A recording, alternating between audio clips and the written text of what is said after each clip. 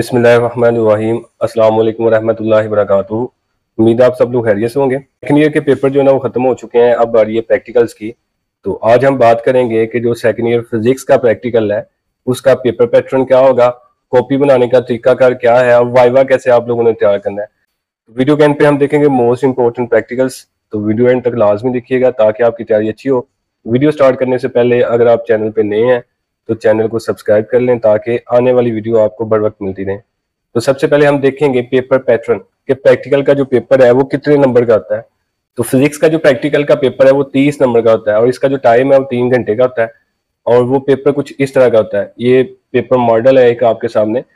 एक सेक्शन 1, एक सेक्शन 2 होता है और एक सेक्शन 3 होता है। सेक्शन 1 में 3 एक्सपेरिमेंट होते हैं फर्स्ट ईयर से और ऐसे ही सेक्शन 2 में 3 एक्सपेरिमेंट होते हैं सेकंड ईयर से। और आपने करना क्या है, जब आपको ये क्वेश्चन पेपर मिलेगा तो वो जो एग्जामिनर वहां पे होगा वो आपको कहेगा कि सेक्शन 1 में से कोई से 2 एक्सपेरिमेंट आप सिलेक्ट करें। ऐसे ही सेक्शन 2 में से कोई से 2 एक्सपेरिमेंट आपने सिलेक्ट करने हैं। फॉर एग्जाम्पल यहाँ से आप सिलेक्ट कर लें 1 और 2 और यहाँ से आप सिलेक्ट कर लें 5 और 6।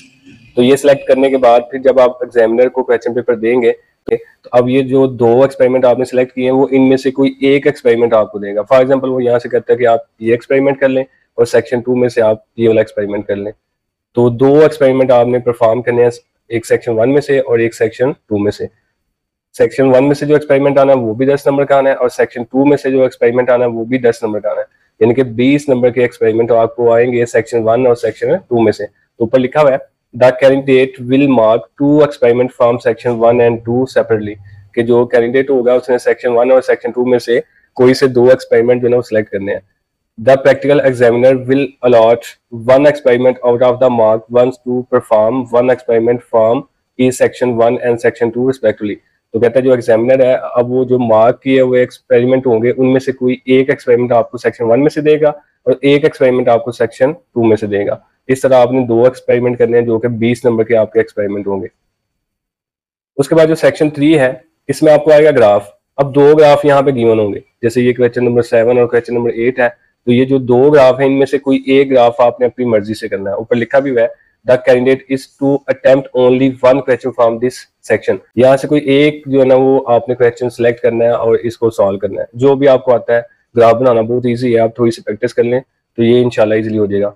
तो ये 4 नंबर का एक क्वेश्चन होगा। सेक्शन 4 में से आ जाए तो प्रैक्टिकल नोटबुक जो है ना ये 3 नंबर की होती है और जो वाइवा है वो भी 3 नंबर का होगा। यानी कि 10 नंबर का एक्सपेरिमेंट आपको आना है पहले सेक्शन से और 10 का आना है दूसरे सेक्शन से। 4 नंबर का आपका ग्राफ होगा तीसरे सेक्शन से और 6 नंबर आपको मिलेंगे चौथे सेक्शन से, जिसमें आपने प्रैक्टिकल नोटबुक चेक करवानी है और साथ वाइवा सुनाना है।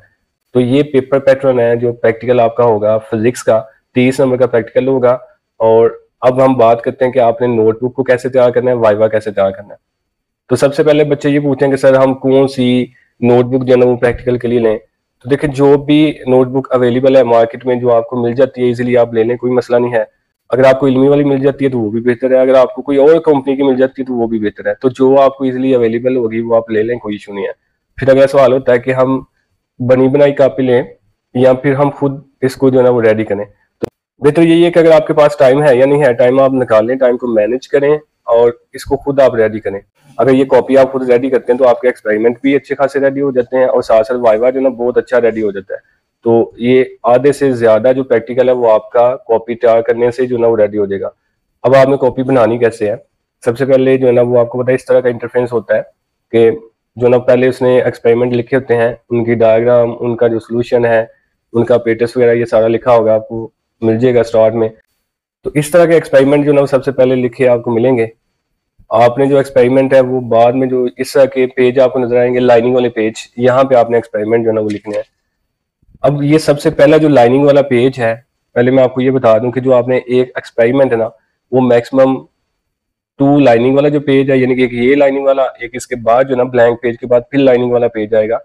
तो 2 लाइनिंग वाले पेज और 2 आपने जो ना वो खाली पेज, जिनको हम ब्लैंक पेज कहते हैं, इन पे आपने एक एक्सपेरिमेंट को करना है। मैक्सिमम ये आपने 2 पेज का मतलब ये है कि 2 लाइन वाले पेज और 2 जो ना खाली पेज जो ब्लैंक पेज होंगे, इनके ऊपर आपने एक एक्सपेरिमेंट जो ना ये मुकम्मल करना है। अब जो फर्स्ट पेज होगा उसके ऊपर आपने सबसे पहले एक्सपेरिमेंट का टाइटल देना होता है और इसको आपने मार्कर के साथ लिखना होता है। उसके बाद दूसरा काम होता है कि आपने ऑपरेटर्स लिखना होता है। ऑपरेटर्स भी आपने मार्कर के साथ इसका टाइटल हेडिंग दे के उसके बाद जो ना वो आप पेंसिल के साथ या पेन के साथ इसको जो ना ऑपरेटर्स को लिखें। तो उसके बाद फिर आपने लिखा है प्रोसीजर। प्रोसीजर की भी आपने हेडिंग देनी है और इसको फिर उसके बाद आपने पेंसिल या फिर पेन के साथ लिखना है। एक चीज याद रखिएगा कि यहाँ पे आपने लेड पेंसिल का यूज नहीं करना। जो लाइनिंग वाला पेज है यहाँ पे आप लेड पेंसिल से कुछ भी नहीं लिखेंगे।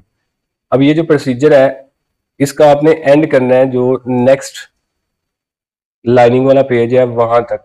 अगर यहाँ पे हो जाता तो फिर भी कोई इशू नहीं, लेकिन मैक्सिमम आपने नेक्स्ट जो लाइनिंग वाला पेज है उस तक जाना है। यानी कि यहाँ पे आपने लिखा हुआ है प्रोसीजर, इसके बाद जो ब्लैंक पेज आएगा वहां पे आपने प्रोसीजर नहीं लिखना। इसके बाद जो ब्लैंक पेज आ गया यहाँ पे आपने जस्ट डायग्राम बनानी है। ऊपर फिर आप एक्सपेरिमेंट का टाइटल दें, उसके बाद आप डायग्राम बनाएं और डायग्राम आपने लेड पेंसिल के साथ बनानी है। यहाँ पे आपने जो पेन है या फिर जो वाइल पेन है उसका यूज नहीं करना, यहाँ पे सिर्फ लेड पेंसिल का यूज करना है। तो ये डायग्राम आप बनाएं, इसको चाहे आप इस तरह बना लें या फिर आप जो ना इसको थोड़ा हॉरिजॉन्टल करके बना लें, कोई इशू नहीं है। तो ये करने के बाद जो ऑब्जर्वेशन आपने लिखी है अगर तो यहाँ पे आप लिख सकते हैं तो फिर भी कोई मसला नहीं। अगर ये ऑब्जर्वेशन यहाँ पे नहीं आती तो जो नेक्स्ट आपका ब्लैंक पेज होगा वहां पे आप ऑब्जर्वेशन लिख लें, लेकिन लाइनिंग वाले पेज पे आपने ऑब्जर्वेशन नहीं लिखनी। अब ये जो लाइनिंग वाला पेज है, ये जो हमने प्रोसीजर शुरू किया हुआ था पीछे लाइनिंग वाले पेज में, तो उसको हम यहाँ पे फिर दोबारा से लिख रहे हैं, यानी कि उसका एंड हम इस पेज पे करेंगे। तो ये प्रोसीजर का एंड हो गया। उसके बाद जो टेबल है, जो कैलकुलेशन है, वो सारी नेक्स्ट ब्लैंक पेज पे आएगी, ये की हुई। तो एंड पे मुख्तसर बात ये है कि जो लाइन वाले आपके पेज होंगे वहां पे आपने एक तो एक्सपेरिमेंट का हिंट देना है, दूसरा आप ऑपरेटर्स लिखेंगे, ऑपरेटर्स के बाद आप प्रोसीजर लिखेंगे। बस ये कुछ आपने लिखना है लाइनिंग वाले पेज पे। उसके बाद जो ब्लैंक पेज है उसके ऊपर आपने एक तो डायग्राम बनानी है, डायग्राम के बाद आपने जो ऑब्जर्वेशन, जो टेबल होगा, जो कैलकुलेशन होगी वो वाली आपने करनी है इसके ऊपर ब्लैंक पेज के ऊपर। और ये सारा आपने लेड पेंसिल के साथ करना है और ये वाला सारा का सारा आपने पेन या बॉल पेन के साथ करना है, यहाँ पे लेड पेंसिल यूज नहीं करनी। तो ये सारा एक्सपेरिमेंट जो ना ये पीछे हुआ है वहां से देख के आपने उसको यहाँ पे लिख देना है। तो जब आप इसको लिखेंगे, अगर आप ध्यान के साथ लिखते हैं तो बहुत सारी चीजें आपको यहाँ पे याद हो जाएंगी। तो कोशिश करें इसको समझ के लिखें। अब इसी तरह आपने एक्सपेरिमेंट लिखने हैं सारे के सारे, पीछे से देख के आगे आप इनको लिखते जाएं और उसके बाद एंड पे जाके आपने कॉपी को जो ना वो चेक करवाना होता है। ये अपने मुतलका टीचर से, कॉलेज से, जो फिजिक्स के टीचर है उनसे चेक करवा लें या फिर जो प्रिंसिपल है वहां पे उससे चेक करवा लें। अगर कोई टीचर अवेलेबल नहीं है तो आप खुद भी चेक कर लें, कोई इशू नहीं है। तो ये सारी आपने कॉपी ऐसे ही रेडी करनी है। तरीकाकार मैंने आपको बता दिया है, कोशिश करें इसको समझ के जो ना वो आप लिखें ताकि आपका जो वाइवा है, जो प्रैक्टिकल है, वो भी साथ साथ रेडी हो जाए। तो मेन चीज जो ना किसी भी एक्सपेरिमेंट जो मेन चीज है वो उसका ऑपरेटर्स है, प्रोसीजर है, डायग्राम और उसके बाद जो कैलकुलेशन है ये वाली है। इसके बाद ना ये ग्राफ है, इन ग्राफ को भी आपने अच्छी तरह रेडी करके जाना है। हमने ऊपर पढ़ा हुआ है कि सेक्शन 4 जो है ना वो आपको ग्राफ का आएगा और 4 नंबर के आपको जो ना वो ग्राफ आने हैं। किसी एक ग्राफ को आपने रेडी करना है और ये बहुत ईजी है। ये आप मैट्रिक में भी बना के आए हैं ग्राफ, इसमें कोई मुश्किल चीज नहीं। 2-3 ग्राफ आप बनाएंगे तो ये आपका जो ना ये ग्राफ वाला पोर्शन रेडी हो जाएगा। तो ये कॉपी बनाने का तरीका है। उसके बाद हम बात कर लेते हैं कि मोस्ट इंपोर्टेंट एक्सपेरिमेंट कौन से हैं। फर्स्ट ईयर के फिर सेकंड ईयर के हम देखेंगे। तो मोस्ट इंपोर्टेंट एक्सपेरिमेंट देखने से पहले मैं आपको बता दूं कि जब भी आपने कोई एक्सपेरिमेंट रेडी करना है तो आपने कोशिश करनी है एक तो उसका ऑपरेटर्स जो ना अच्छी तरह रेडी करें, उसके बाद उसके जो डायग्राम है उसको आप अच्छी तरह रेडी करके जाएं और उसके बाद जो उसका टेबल यानी कि जो उसकी कैलकुलेशन होगी उसको आपने अच्छी तरह रेडी करके जाना है। जो प्रोसीजर है इसमें आप खुद से भी चीजें मेंशन कर लें, इतना इशू नहीं, लेकिन ये जो ऑपरेटर्स है, जो डायग्राम है, जो टेबल है, ये आपको अच्छी तरह आनी चाहिए। तो यहाँ पे 8 एक्सपेरिमेंट है फर्स्ट ईयर के और 8 ही एक्सपेरिमेंट है सेकंड ईयर के।